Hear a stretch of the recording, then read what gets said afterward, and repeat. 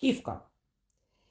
يعني كنا نسمع كلمة الإلحاد، والإلحاد كلمة يمكن عم نسمعها بهاي الأيام كتير، لكن التطور المفاجئ والخطير في الموضوع وجود منظمة. هاي المنظمة منظمة إلحادية، ومش بس هيك، كمان هاي المنظمة إلها قنوات إرهابية. ليه؟ لأنه هاي المنظمة ممكن تقتل، لأنه هاي المنظمة ممكن تغتال، لأنه هاي المنظمة يعني أفرعها ممتدة وموجودة، وأساسها الإلحاد. طيب، مين هم الملحدين؟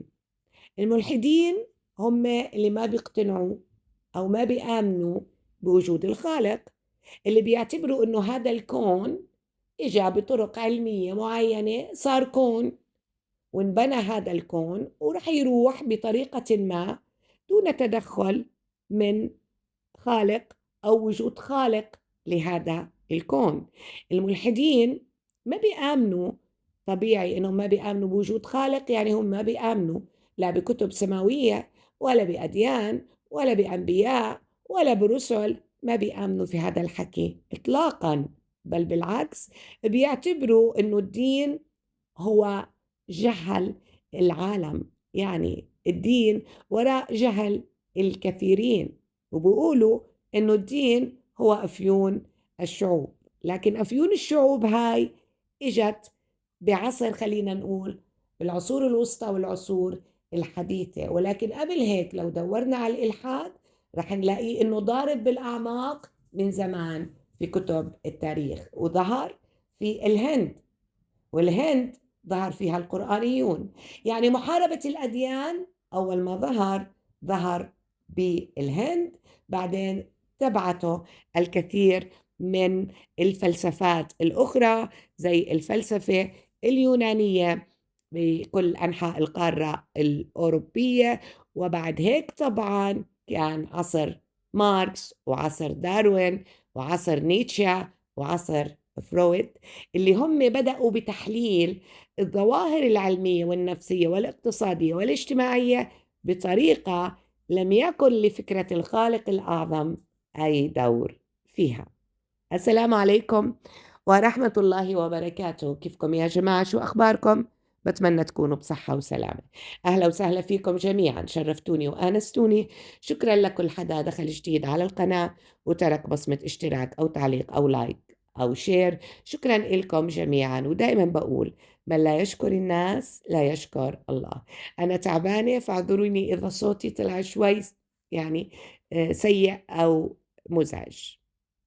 الملحدين دائما إيش بيقولوا الدين هو من صنيعة البشر، وإنه هذا الكون إجا من ظواهر طبيعية أو نفسية أو اجتماعية. وماركس قال إنه الدين أفيون الشعوب، يعني بيجعل الشعب كسول وغير مؤمن بقدراته بتغيير واقعه، يعني بأنه هو بينتظر دائما العون من الخالق، واللي هو ممكن يرزقه وممكن أنه يمده بالطاقة وممكن أنه يوقف جنبه وممكن أنه رب العالمين يغير من حال إلى حال. يعني الإلحاد كلمة كتير كبيرة بنحكيها إحنا أحيانا وما بنكون عارفين آه، مداها. كلمة إلحاد عم نسمعها أو وجود منظمة تعمل ضد الدين الإسلامي، وهي منظمة قائمة على الإلحاد وتستخدم أذرع عربية لمحاربة الدين الإسلامي. هذا الشيء واتهام كتير خطير، حتى لو اتهام على قناة من إحدى قنوات اليوتيوب، لأنه هذا الحكي بعيد تماما عن فحوى قنوات اليوتيوب. اليوتيوب مش دائرة مخابرات، ولا هي أمن دولة، ولا هو نقدر من خلاله أنه نوجه التهم للناس. وتهم زي هاي تهم كتير كبيرة وبتمس دول عربية كبيرة وأطرافها ممتدة وأذرعها ما شاء الله واصلة. هاي المنظمة اتشكلت وتأسست لمحاربة الدين الإسلامي، وتشكلت وتأسست لمحاربة سيدة واحدة فقط. والعقل العربي طبعا قائم على المؤامرات، يعني احنا بنحب حديث المؤامرات، بنروح وبنركض وراه، نركض وراه، لكن ما بنرجع لعقلنا. هذا الحكي اللي بينحكى خطير كتير، وحكي مرفوض تماما. ولما احنا بدنا نتهم ناس بالإلحاد، ولما بدنا نتهم ناس بهم أعضاء منظمة إلحادية تعمل ضد الدين الإسلامي ولها أذرع إرهابية، والله ليه؟ لأنه هاي المنظمة نفسها بتهدد بالقتل. يعني هي ما وقفت عن محاربة الدين، لا لا لا لا، هي أصلا ممكن توصل لأنها تقتل أو تغتال. فإحنا هون بندخل بالحيط، بندخل بأشياء يعاقب ويجرم عليها القانون بشكل كتير كبير. ما تتركوا ألسنتكم تلهج، يعني تحكي حكي، هذا الحكي ممكن يودي في 60 داهية.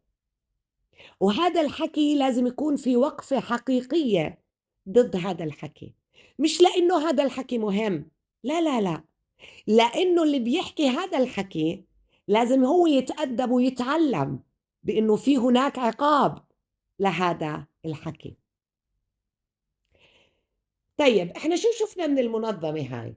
ما شفنا شيء صراحة، يعني احنا المنظمة هاي ما شفنا منها شيء. لكن من يتهم بوجود هاي المنظمة هو اللي شفنا منه شيء. كيف يعني؟ يعني اللي بنقدر نقول عنه أجندة تنفذ على اليوتيوب، اللي بيتهم النساء محجبات ومنقبات بأنهم بيرتدوا هذا الحجاب كساتر لضرب الدين الإسلامي، لضرب الدين الإسلامي. يعني هم حاطين الحجاب وحاطين النقاب عشان هم يخفوا شخصياتهم الحقيقية ويمارسوا عملهم اللا قانوني بمحاربة الدين الإسلامي، وهم عرب ومسلمون، ولكن بحطوه كساتر لإلهم. وهون يعني هنالك رسائل بالتشكيك بالحجاب والتشكيك بالنقاب، هيك أي إنسان عاقل لازم هو يفهمها.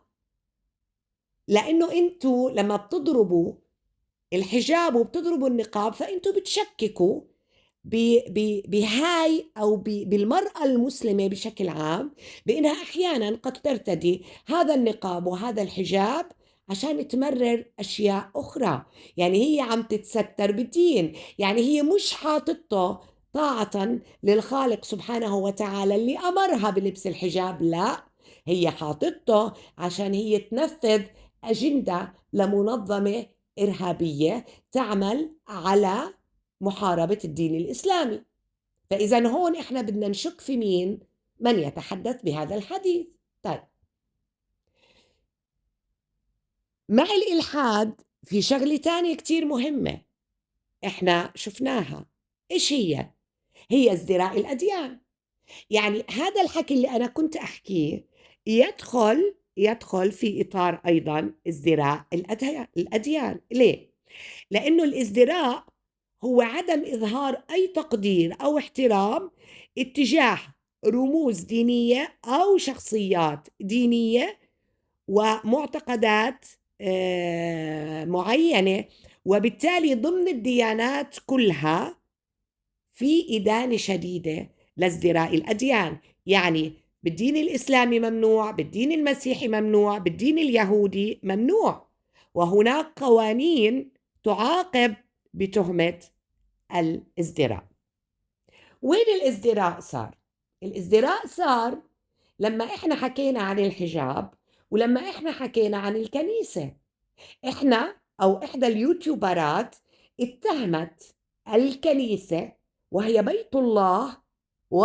بيت الله، اتهمتها بانها هددت احد الاشخاص بالقتل. هل الكنيسة بيت الله مكان للعبادة يت... يت... لإخواننا المسيحيين، إخواننا طبعا في الأرض وإخواننا في الثقافة، بتهدد أو بتلجأ للقتل، هذا هو ازدراء أديان. لما منشكك بالحجاب والنقاب، هذا هو ازدراء أديان. الشيء الثاني اللي بدي أوقف عنده، ولازم الكل تسمعوا هذا الحكي وتدققوا فيه وتقولوا الصح وتقولوا الخطأ، وما تسمعوا زي الهبايل، الناس اللي مش فاهمة شو اللي عم بصير على هاي القناة وتمشوا. لا، لما ندقق بهذا الحكي، ولازم ندقق بهذا الحكي، في ناس عارفين تماما إيش هذا الحكي، وفي ناس لسه مش عارفين. في تشكيك بالحجاب، تشكيك بالنقاب، تشكيك بالكنيسة. هو الأكثر والأدهم من هيك إنه بمر اسم السيدة مريم العذراء مرور الكرام، وتقارن. ازدراء الأديان يأتي في إطار أن تذكر السيدة مريم العذراء بمقارنة مع عشبة الميرامية، وهي عشبة في جبال موجودة في جبال بلاد الشام، في سوريا، في لبنان، في فلسطين، وفي الأردن، ويمكن هي أكثر الشعوب المستخدمة لإلها، وأكثر شيء يمكن تستخدم بفلسطين. الميرامية معروفة في هاي المناطق، ولكن الميرامية عشبة لا يوضع اسمها مقابل السيدة مريم العذراء، لأنه كان الحكي عن صلاة اسمها الصلاة المريمية، وهي صلاة لأخوتنا المسيحيين، وبالتالي أي عاقل بيعرف إنها نسبة إلى مريم البتول. هي خير نساء العالمين، وقد احتفل فيها الكتاب المبين فأفرد لها سورة مكونة من 98 آية، حملت اسمها سورة مريم، وذكرت في آل عمران، وذكرت في سورة البقرة، وذكرت في العديد من السور، في سورة التحريم. العديد من السور ذكرت السيدة مريم العذراء، مريم البتول. فإحنا بالتالي لما نيجي نوقف عند هاي الكلمات وهاي المسجات، رح نعرف مين هو صاحب الأجندة، مين هو صاحب الأجندة، مين هو اللي بمرر رسائل تحمل في طياتها ازدراء الأديان، تحمل في طياتها تشكيك في الدين الإسلامي وفي الدين المسيحي.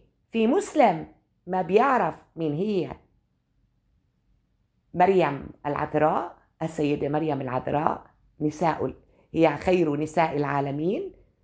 في حدا ما بيعرف قديش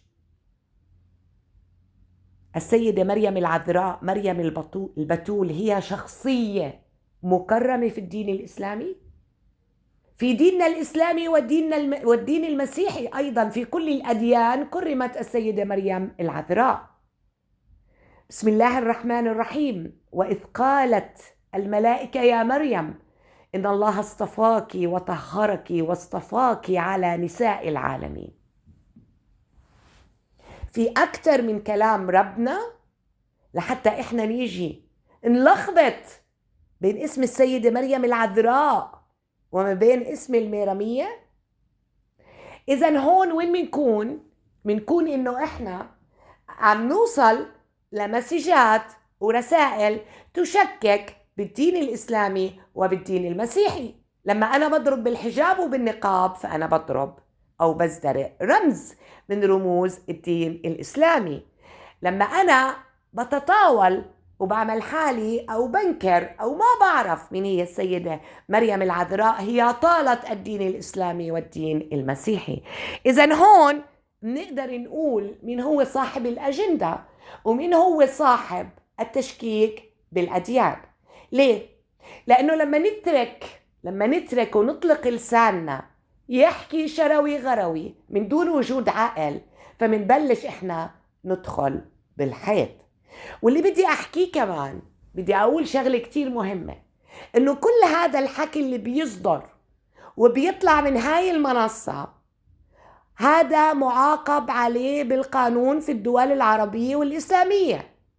هذا مجرم بالقانون بالدول العربية والإسلامية، لأنه ازدراء الأديان له عقوبة عنا، التطاول على الدين الإسلامي له عقوبة عنا، وبالتالي كل إنسان يعرف شو عم يحكي، يعرف شو عم يحكي.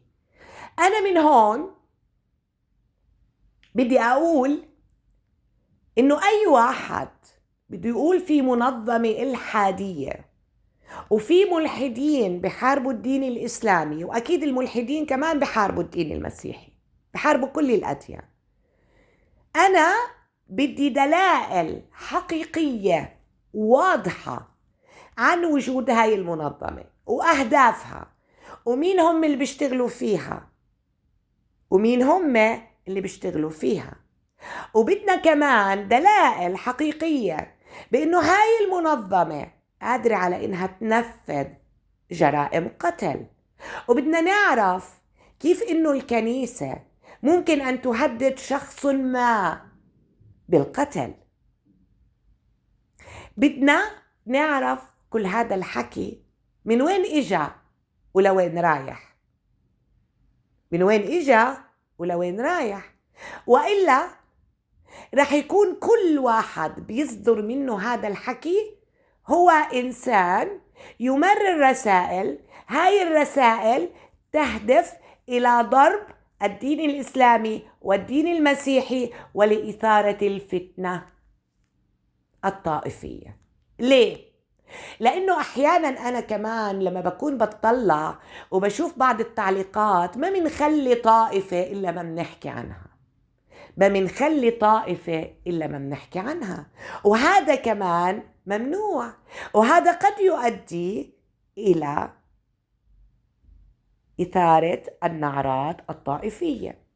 إذن الشيء اللي واضح عنا هلأ تماماً إنه في رسائل، هاي الرسائل عم تطلع بتسيء للدين الإسلامي وللدين المسيحي، وفي عنا ازدراء للأديان بسيء للدين الإسلامي وللدين المسيحي، في عنا تشكيك بالحجاب وتشكيك بالكنيسة وتشكيك بالنقاب، عم يضربوا رموز دينية للمسلمين والمسيحيين. إذن بالعقل مين هو اللي ببث هاي الرسائل؟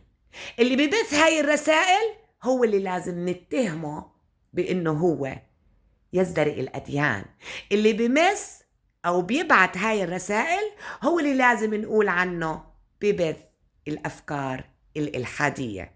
لكن ما شفنا أي قناة أخرى عدا طبعا عن قنوات الملحدين اللي هم مو مخبيين حالهم على فكرة وموجودين على اليوتيوب، وما بدي أذكر أسمائهم لأني ما بدي أرتكب إثم بهذا الموضوع، لكن اللي بيبحث رح يلاقيهم.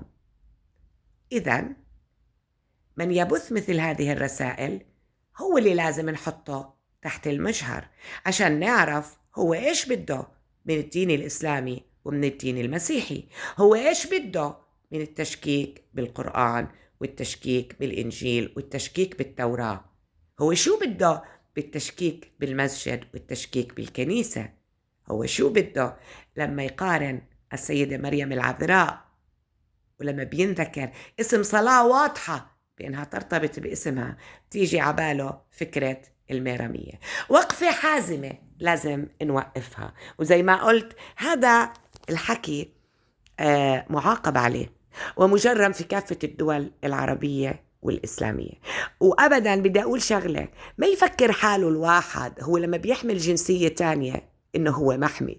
يعني جنسيتك ما بتحميك إذا ارتكبت جريمة قتل، جنسيتك ما بتحميك إذا ازدرأت الأديان، جنسيتك ما بتحميك إنه أنت إذا ارتكبت خطأ تتعاقب حتى لو كانت معاك جنسية أخرى في البلد اللي أنت غلطت فيها أو اللي أنت أسأت فيها لأي إنسان فيها أو اتهمته باتهامات باطلة بتتحاكم حسب قوانينها وحسب أنظمتها. ما تفكروا إنه الجنسية بتحمي الناس لكتير، احترم بالأول أنت جنسيتك عشان الناس تقدر تحترمك. ولكن احنا بنعرف انه احيانا الدول في بيناتها معروف اللي هو المطالبة بالأشخاص عن طريق الانتربول. يعني الجنسية ما بتحمي كتير لما يكون في قوانين رادعة بالبلد، ولما بيكون الإنسان أساء للبلد اللي هو فيه، حتى لو كان حامل أي جنسية كانت، حتى لو كانت الجنسية